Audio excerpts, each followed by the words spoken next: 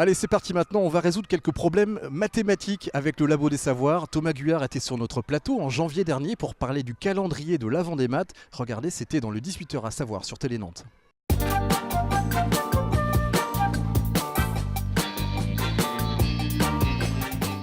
Bonsoir à tous et bienvenue dans le 18h à savoir de Télé Nantes avec Denis Vanier. Bonjour, bonsoir Denis. Bonjour, bonsoir Jean. Alors on commence avec vous avec une nouvelle application des outils de réalité virtuelle. Qu'est-ce que c'est ? Alors on connaissait l'application des lunettes 3D pour se mettre à la place d'un conducteur de Formule 1 ou d'un pilote d'avion. Il y a beaucoup plus intéressant, en tout cas beaucoup plus citoyen peut-être, se mettre à la place d'un handicapé, en l'occurrence d'un malvoyant. Il est facile de savoir pour les non-voyants quel est leur quotidien, il suffit de fermer les yeux. Pour les malvoyants, c'est beaucoup plus difficile, toutes ces affections des yeux qui troublent la vue ou qui vous font parfois des petites taches en plein centre de l'œil. C'est une application qui s'appelle Sensiviz, qui a été mise en place à l'Institut des Hautes et Baudières à Vertou.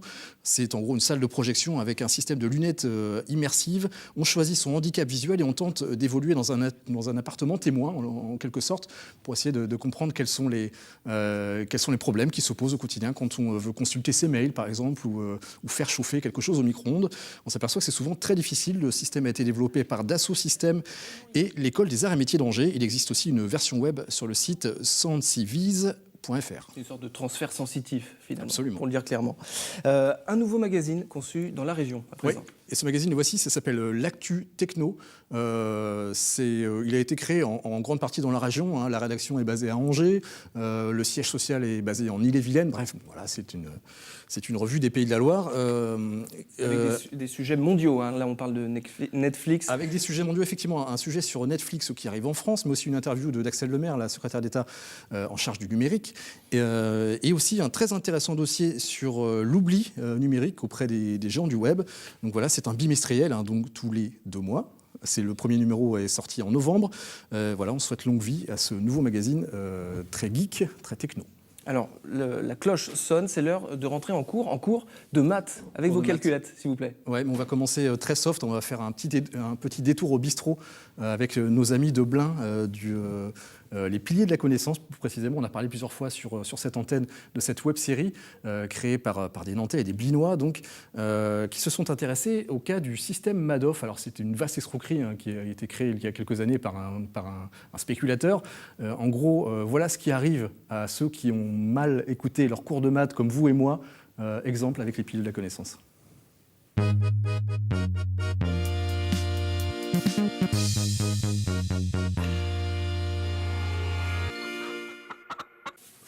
Ah, t'as vu la bourse, ça remonte. Ah ouais non, ça se casse la gueule.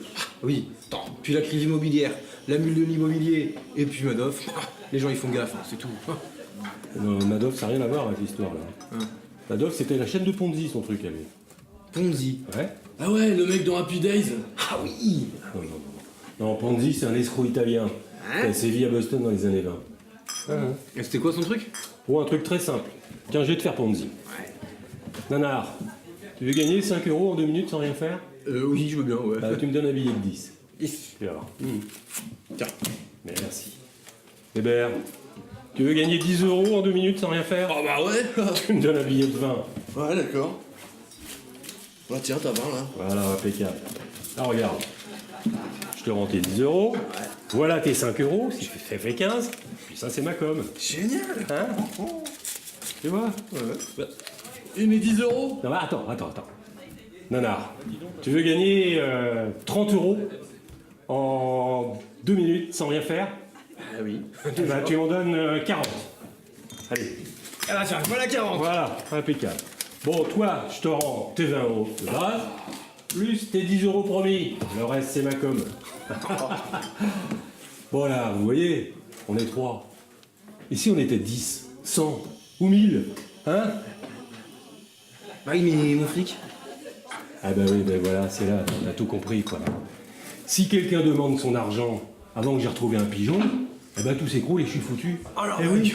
Ben oui. Tu me le donnes, s'il te plaît? Ouais, d'accord, GG. Eh, GG. Ouais. Tu peux gagner 10 € en 2 minutes sans rien faire. Bah ouais. Tiens. Merci. Oh la vache. Ah le con. Il a rien vu venir. Ah, je l'ai eu là. Ça marche ce truc. Trop facile. Allons-y. Au con. Et voilà, maintenant vous savez tout sur le système Madoff. Et pour retrouver tous les épisodes de cette web-série, une seule adresse, www.lespiliers.com. Et c'est l'heure d'accueillir vos invités, Denis. Et on va continuer à parler de maths, de chiffres, peut-être pas d'escroquerie, hein, mais en tout cas de maths, avec nos deux invités. Guillaume Mézières, bonjour, on vous connaît bien ici, Bonjour. vous êtes journaliste scientifique au Labo des Savoirs, on vous entend notamment tous les mercredis hein, sur Prune. Et Thomas Guyard, bonjour. Vous êtes doctorant au laboratoire de mathématiques Jean Leray à l'Université de Nantes. Avec vous deux, on va parler d'une initiative intéressante donc, qui a commencé il y a un peu plus de 2 ans, hein, autour d'un calendrier de l'Avent des maths. Alors pas de chocolat dedans, mais des énigmes. Est-ce que vous pouvez nous expliquer le principe de ce calendrier de l'Avent ? Le principe, c'est qu'il y a une énigme par jour, comme un calendrier de l'Avent des maths, et ça prend la forme d'une petite fiction radiophonique, un épisode de 3 minutes avec des personnages, des aventures, donc voilà, des détectives qui doivent résoudre des enquêtes au pôle Nord, donc une sorte de polar polaire, et en écoutant l'énigme radiophonique, voilà, il y a une énigme de maths, et puis si on répond, on gagne des cadeaux, donc on a des maisons d'édition partenaires, on gagne des livres de maths, mais des livres amusants de maths, parce que ça existe. Donc ça, c'était tous les jours. C'est vous, Thomas Guyard, qui prépariez les... Qui ai choisi et qui ai écrit les énigmes de façon à ce que ce soit amusant et accessible à tout le monde. C'est-à-dire n'importe qui pouvait essayer les énigmes, proposer des réponses. Même si on n'est pas doué en maths, on Même pouvait si on n'est pas doué répondre. en maths, même si on n'a pas fait d'études en maths, surtout ça qui était important, on pouvait essayer de répondre, on pouvait essayer de réfléchir et essayer de chercher la réponse. L'idée, c'était de faire aimer les maths. C'était ça votre intention première ? Oui, bien sûr, parce que dans les énigmes que choisissait Thomas, il y avait différents niveaux de complexité, donc ça s'adressait un peu à tout le monde. Et puis le fait d'enrober ça dans une aventure qui était aussi amusante à faire, du théâtre radiophonique, c'était voilà. Donc les épisodes Oui, c'est sont ça, vous avez travaillé avec des acteurs, enfin, pas professionnels, mais en non, tout cas, vraiment pas, mais il y avait un qui travail se de sont mise très en bien scène débrouillés, radiophonique. et le Ouais. résultat est très bon. On a travaillé avec une graphiste aussi qui nous a fait un joli visuel, donc c'est On va sans doute un les voir très à beau l'image, calendrier. d'ailleurs, Donc, Très bel habillage web aussi, vous avez un Et site, un Tumblr qui... Voilà, et on est content d'avoir eu, je sais pas, des milliers de mails. Et Des milliers de mails de réponses, donc. il y a 170 personnes cette année qui ont bien répondu, au Ouais. moins une fois. Tous les jours ? On a Non, eu au moins une fois. au moins une fois. Bon, après, il y en a beaucoup qui jouaient tous les jours. D'accord. Il y a eu 28 gagnants. Donc voilà, il y a quand même eu des courageux pour se creuser les méninges pendant un mois, et ça fait plaisir. Ouais. Ah, qui ont répondu à toutes les énigmes. Certains, D'accord. oui. D'accord, Même c'est- des classes aussi. Ouais. Des classes, donc des enseignants faisaient ça avec leurs élèves. On va essayer de... vous allez nous donner un exemple d'énigme, d'une de celles que vous proposiez chaque jour sur l'antenne de Prune. Alors, on va la résumer. Hein, Ah bah c'est parti alors pour l'énoncer. Alors Thomas, tu peux noter qu'il y a 5 reines, donc voilà, on est toujours dans l'ambiance de Noël, donc 5 reines qui boivent 5 bonbonnes d'eau tous les 5 jours. Et en face, 7 caribous qui boivent 7 bonbonnes d'eau tous les 7 jours. Donc dans l'histoire, là, il fallait que le personnage principal équipe son traîneau avec un nouvel attelage, donc il allait chez un vendeur et le vendeur lui vendait le caribou comme étant l'animal le plus efficace. Alors voilà, peut-être à vous d'essayer comme ça de tête. Alors, c'est pas nous qui allons Quel vous aider, choix, hein. quel On va choix vous serait le laisser choix répondre optimal pour directement, vous parce que- Et en fait, cette énigme-là, elle est intéressante parce que instinctivement, on a envie de dire que c'est la même chose. 5, 5, 5, 7, 7, 7, on divise, ça fait la même chose. Et en fait, il y a un petit piège, on se trompe instinctivement. Par exemple, il y a 5 reines qui boivent 5 bonbonnes en 5 jours, ça veut dire que chaque reine va boire une bonbonne en 5 jours. Et les caribous, de la même façon, 7 caribous, 7 bonbonnes, chaque caribou a sa bonbonne. Et là, on voit bien que les caribous, ils mettent 7 jours à boire leur bonbonne, alors que les rennes en mettent 5. Donc les rennes consomment plus d'eau que les caribous. Donc c'est un petit... Donc le vendeur est un escroc, Donc, finalement. si jamais on vous dit que c'est la même chose, c'est un escroc. Donc le Père Noël s'est trompé en prenant des rennes et pas des caribous. Voilà, ça consomme moins. C'est la morale de cette histoire. Et ça fait appel à des notions qui sont élémentaires hein, pour un mathématicien comme vous. Est-ce que c'est des choses que vous auriez aimé voir présentées par vos profs de maths à l'époque quand vous étiez au collège ou au lycée ou est-ce que... C'est des choses qu'on voit un peu présentées Vous pouvez revenir à avec nous, l'école. hein, Thomas. C'est des choses qu'on voit à l'école, mais à l'école, on passe beaucoup plus de temps à faire des calculs. Hein. Oui. Donc il y a des raisons à ça, c'est parce que il faut faire des calculs à un moment ou à un autre. Mais c'est vrai que toute la partie logique qu'on a pu voir là, c'est une grosse partie des maths et qu'on a tendance à oublier de plus en plus. C'est le problème, c'est on a rarement en cours en fait d'application immédiate des calculs qu'on apprend. Enfin, quand on apprend les probabilités, par exemple, on a rarement d'application immédiate. c'est la principale critique qu'on peut faire au système éducatif français vis-à-vis des En mathématiques. fait, la critique, c'est que le calcul, c'est une seule partie des maths. Les maths, c'est prendre un problème concret, le théoriser, trouver un modèle, après faire des calculs pour résoudre le modèle, et puis à la fin, après les calculs, interpréter ces résultats théoriques en tant que résultats pratiques. Et à l'école, on fait uniquement des calculs. On saute la première étape et la dernière étape. Je suis le premier à le savoir, c'est difficile d'avoir une bonne image des maths quand on en a bavé pendant des années. C'est dû à quoi? C'est parce que les maths, c'est en soi très complexe et donc c'est difficile à enseigner, ou peut-être parce que la méthode d'enseignement a été mal choisie en France? C'est pas si complexe que ça. Les calculs sont complexes. La logique, en fait, on en fait tout le temps. Des maths, on en fait tout le temps. En ce moment, c'est les soldes. Vous allez faire les soldes, vous allez faire des maths pour savoir si c'est rentable d'attendre une semaine ou deux pour acheter des choses. Vous faites de la cuisine, vous devez adapter la recette à 2, 3, 4 personnes, vous faites des maths. C'est toujours résoudre de façon logique un problème. Et ce qui est rébarbatif, c'est qu'on fait uniquement des calculs à l'école, plein de fois. Si on veut faire un parallèle, c'est comme si on prenait un menuisier et durant 3 ans, on lui apprend à planter des clous. Ouais. Bon, au bout de 3 ans, il en a marre. Et vous, qu'est-ce qui vous a fait aimer les maths, personnellement? Moi, ce que j'aimais dans les maths, c'était le côté abstrait, en fait. Ce qui fait qu'en fait, on n'a aucune limite par rapport aux autres sciences. En physique, en biologie, on est limité à des expériences qu'on doit répéter. En maths, on peut créer ce qu'on veut. On peut créer les modèles qu'on veut. Et après, bon, il y a des règles logiques à suivre, mais on n'a aucune limite. C'est uniquement l'imagination qui nous arrête. Il y a un côté poétique là-dedans, finalement. Totalement. Il y a un côté création artistique quand on fait des maths. Les qui est maths très sont présent. illimitées, un peu comme l'imagination.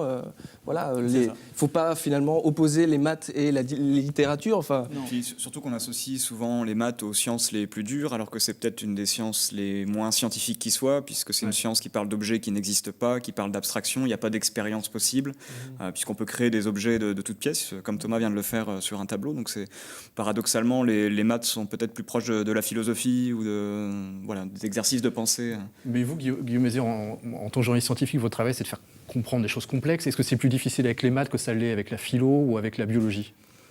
C'est difficile comme question. Je pense pas que ce soit beaucoup plus complexe parce qu'il y a l'important quand on est journaliste, vous le savez bien, c'est de trouver des histoires, d'arriver à scénariser les choses, d'arriver à les vulgariser donc. Et c'est tout à fait possible avec les maths. On vient de voir une vidéo qui le faisait très bien avec les chaînes de Ponzi, donc je pense que non, il n'y a pas de difficulté de ce côté-là non plus. Pour les comprendre, par contre, je n'aurais pas la prétention de tout saisir. Mais ce qui est amusant d'ailleurs pour les énigmes, c'est que tes collègues doctorants ont joué aussi au calendrier. Il y en a une notamment qui leur a pas mal donné du fil à retordre. Il y a une énigme, même moi en fait, je pensais avoir trouvé la meilleure réponse et il y a d'autres personnes via Internet qui nous ont montré qu'il y avait mieux. Voilà. Donc On on est resté très modeste sur ce calendrier. On applaudit la personne qui nous a montré la bonne réponse. c'était quoi cette énigme? Vous l'avez sur vous? Peut-être une petite démo, non? Il y avait une surface donnée, il s'agissait d'implanter le maximum de têtes de forage, puisqu'il y a des méchants qui voulaient forer la Cadoc glaciaire dans le pôle Nord. Voilà. Enfin, c'est toute une histoire. Hein. Donc la question était combien de têtes de forage on peut planter sur tel hectare. Sachant qu'elles doivent être écartées de telle distance. Donc c'était un problème d'optimisation et il y en a qui ont fait mieux que ce que j'avais réussi à faire, modestement. Il y a le problème des maths en soi, de l'application des maths. Il y a aussi l'image qu'on en a à travers les gens qui véhiculent aussi cette discipline. Pendant de nombreuses années, pour nous, les mathématiciens, c'était nos profs de maths, avec l'image qu'on s'en faisait. C'était le portrait d'Henri Poincaré avec sa grande barbe. Et est-ce que ça pose problème, ça aussi, le fait qu'il y ait assez peu de gens qui incarnent, de façon médiatique en tout cas, les mathématiques? Je ne pense pas que ça pose problème. Ce qu'il faut, c'est qu'il y en ait et qu'ils le fassent de bonne façon, pas uniquement parce qu'ils ont une bonne image. Il faut que ce soit des gens qui parlent bien des maths. C'est pas facile. Généralement, ces personnes-là, c'est des gens qui aiment la recherche et qui préfèrent se consacrer à la recherche. Passer du temps à vulgariser ou à faire de la médiatisation des maths, c'est autant de temps en moins pour la recherche. Ceci dit, récemment, on a eu donc Cédric Villani, qui a été extrêmement médiatisé, médaille Fields, l'équivalent du prix Nobel des mathématiques. Plus récemment encore, Arthur Avila, qui lui est plutôt brésilien, mais qui s'exprime en français, donc qui a été aussi lui beaucoup médiatisé. Ça, eux ont aidé à changer un peu l'image, à donner une image un peu plus, je sais pas, rock'n'roll ou glamour, des mathématiques. C'est un peu tôt. Je ne pense pas que ce sera ça qui fera changer vraiment l'image des mathématiques. C'est vraiment des cas particuliers et c'est pas comme ça qu'on changera vraiment l'image qu'ont les gens des mathématiques. Il y a peut-être une fracture entre les maths au niveau secondaire et les maths après au niveau universitaire. Peut-être que tu t'amuses toi beaucoup plus dans un laboratoire de recherche à l'université que tu t'amusais au lycée. C'est très différent. Disons qu'il y a un moment, on passe une étape, en fait, on passe le carcan du calcul et puis c'est un autre domaine en fait qui s'ouvre à nous totalement. Alors pour élever un petit peu notre niveau de match, je vous propose de nous donner une autre énigme et Allez, c'est de nous parti. corriger dans la foulée. Elle est amusante celle-là. Alors il y a 5 livres sur une étagère.